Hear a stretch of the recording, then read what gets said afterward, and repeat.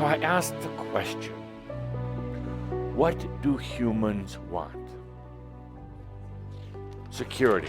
Yes, part of you doesn't want to be here. You complain about life, but yet you want security. You want to be even more kind of enclosed than you were yesterday. But security, good one. Good. What else do humans want? Acceptance and acknowledgement, which is an interesting thing in itself. How is one going to get acceptance or acknowledgement if they don't accept or acknowledge themselves? And what else humans looking for? Happiness. The ever elusive happiness. What does happiness mean?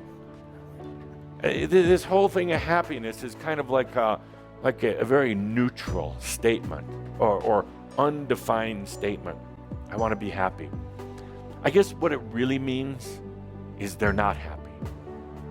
There's something unfulfilled, incomplete. They're looking for something, but they have no idea what it is. What else are humans looking for? Love. Love. True love will never be found in another person until you find it in yourself. What else do humans want? Distraction, absolutely, yes. Distraction, and they get it. They don't know they want distraction. They don't realize that, but that's exactly what they set up. How come we haven't listed money here? Because money gives you security. With money, you think you're going to be accepted. You're going to have happiness. Everybody will love you. And then you're going to distract yourself with all the money you have. Never feel guilty about it. It's just energy. It is just energy. What else do humans want? Purpose. Absolutely. Thank you. Thank you. Purpose. Why? Gives a meaning to life. You know, it gives a meaning, and it's in a way it's this distraction. It can be wonderful, but it can also be a distraction. Okay, one or two more. What do humans want? Health. Health, absolutely. By the way, pain, which is really what they don't want, pain is absolutely from the mind. It's not in the body. Literally. Body doesn't know anything about pain. It's only the mind. And that's not just an Adamus fact. That's also scientific fact. Okay, next page, please. What do Shambro want? You should have figured out. Ascension. That's a good one. Ascension. What the hell is ascension? Ticket off this planet? What's ascension? Talk to the camera. There's thousands, millions watching you right now. What is ascension? It's joining my soul in this lifetime. I love it. Good. Good. Shambra is beginning to understand that ascension, true ascension, is bringing your divine, your soul, into this experience with you. No longer having the barriers, no longer having the separation, the living ascension. So thank you. Good. What else do Shambra want? Let's just put down abundance. Abundance. Sleep. Sleep. Restful sleep. Why? I mean, it would be nice to be able to wake up feeling less tired than I do when I go to sleep at night, or try to sleep. Part of that is a good thing, because when you get real tired, your defenses, your barriers come down, and you can actually learn more. And part of it is by design, not my design, yours, for all Shambra. You do this thing with sleep deprivation, so that you're a little bit more open to some higher concept. You don't need 8 hours of sleep. That's mass consciousness overlay. You really need about a good couple of hours of deep, uninterrupted, non-mental sleep. And the problem is, so much of your sleep right now, for all of you, is very mental. You're trying to figure things out in these other realms. Part of the problem is, even if you did, you're having a hard time bringing that wisdom back here. So it's really a matter of, let's just figure it out here rather than out there. Use that time at night for really sleeping or for some new adventures, rather than just trying to work out all the mental details. A couple other things. I do have to get to my point. I was going to say self-love. Self-love. Because everything we've been talking about so far, you know, the anxiety, the second shoe dropping, and all this stuff usually comes because of how we react to what other people are thinking. Absolutely. And because we make ourselves beholden to that. So personally, for me, I'm trying to understand the self-love and really embrace that, because I think all these other things go away if I can truly Yes. get to that. Very well said. Very clear. Thank you. And said very simply, absolutely, self-love. We could just stop there and we could say that's really what it's about. And that's really, you save that part of the experience on this planet and for your soul till the last. Do everything else, and then, oh, by the way, learning to love yourself. Imagine a new energy school, which I'd love to see. And when the children first start going there, the very first course is about loving yourself. A few more so I can make my big wrap-up point. I would think immediately following self-love would be service. Service. How honest do you want me to be about that? Totally. Totally. Crap. Then explain. Thank you. This planet is fine. Why do you think I close my amazing dialogues with all is well in all creation? Means you don't have to do a thing. Everybody's on their path. Sooner or later, they're all going to ascend. Not because of you, not because of me, but because of themselves. Sooner or later, humanity is going to say, let's do it a different way. And it's not up to you or it's not up to me to do that. We could put service here, but be a little cautious about service. It can be distracting. Serve yourself first, then talk to me about service. We could list a lot of other things on here. We'll save that for another day. I wanted to get on to the tube, the gift wrap. We started this last month. This tube represents the path, as you can see in here, a path of your life, a path of your karma, your ancestors. The path of mass consciousness is sending you down the tube.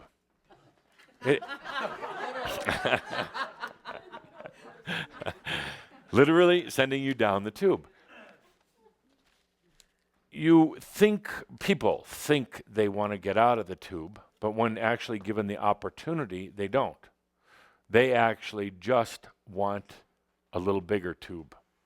They limit their own thoughts and imagination and ideas to adapt to this tube, never realizing that it's actually this beautiful paper on the outside, never actually realizing there's so much more out here. You see, if this tube was just suspended and floating in air, there's a little bit in here, there's a lot out here. And that's what life is like.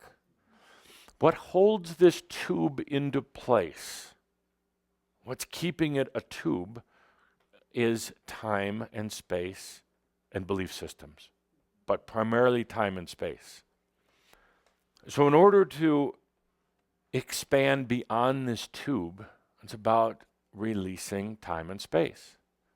It's going to it'll be an experience, best way I can put it, because it's going to affect your mind, your thoughts, your body, how you are centered into reality. It's going to throw all those off. But we're going to get out of the tube. Now, again, we don't blast it. We don't blow it up because it's part of reality, but it's just a small part. What would life be without time? Good, up to the point you got out of bed in the morning. As I've said before, there is no time outside of the earthly realms and the angelic realms. There's no factor of time. There is the evolution of experience. What else when you go beyond time? Confusing, very, very confusing.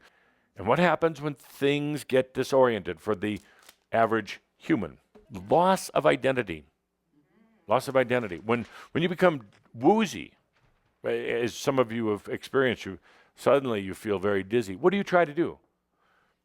Get back into the identity. Get back into time and space. Get back to the old you. What else when you go beyond time? Big one, letting go of control. Because even though time controls you, it's in the tube here you think you're controlling time. You're not at all.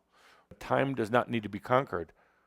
Time needs to be accepted within its parameters with the understanding that there is so much more out there. Space is the other one. We're in a space together here right now. Your body is in a space. There's a focus on kind of an energy point that creates space, that creates dimensions. What happens when we go out of space? Again, confusing, absolutely, absolutely. Fear of physical annihilation. I tell you, the biggest fear that I've seen with the ones that I've worked with, it leaves you vulnerable to interdimensional spooks. See, in this space, in the tube here, you can kind of manage your demons because they're kind of floating around out here, or so you think. So you can kind of manage them, but the moment you go beyond space, suddenly you're in that same big pool with them, that same grand dimension. So there's a lot of concerns, a lot of issues about going out of the tube, going beyond. But I think you're ready for it. Let's give it a try. If you're saying to yourself, I didn't really feel anything, just take a deep breath. You did, you just don't know how to figure it out yet. You don't know what it is you experienced. But try this. Just be playful with it. Try it. It's the integrating in the tube, beyond the tube, all at the same time. Being human, being spirit. All together. Probabilities and potentials. But I'll give you a few insights into our next month's discussion. When you're in the tube, you're not seeing many potentials, you see, because it's very, very limited. Yes. When you're in the tube, see, your focus is rather limited. You're not really seeing all of these grand... Can you see my eye in there? You're not seeing all these grand... This would be a great shot for the video.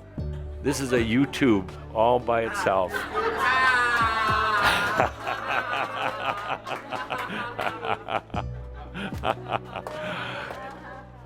So when you're in the tube, you're really not seeing the real potentials. You're only seeing tube potentials. You're only seeing kind of what's already floating around in here in the time-space atmosphere. You're not seeing what's out here. So it's easy to make predictions because humans live in the tube. And to know what's going to happen next, you just have to look in here. It's already charted out. It's based on what happened yesterday. You get comfortable living in here. You got very caught into time and space. You accepted these elements as truth, literal truth. And you think you don't know how to get beyond them. And it's keeping you in here. My job in service, in fun, is to get you out of here so that you can experience what it's like. So then you can make the decision. Do you want to keep living in here? Do you want to live out there? Or do you want to live in both? So, both, she says. So with that, let us have one more sip. Whatever you have to drink, doesn't matter. One more sip. To life. To life in the tube and beyond the tube. To life with greater potentials. To life with fewer probabilities. And with that, a reminder that all is well in all of creation.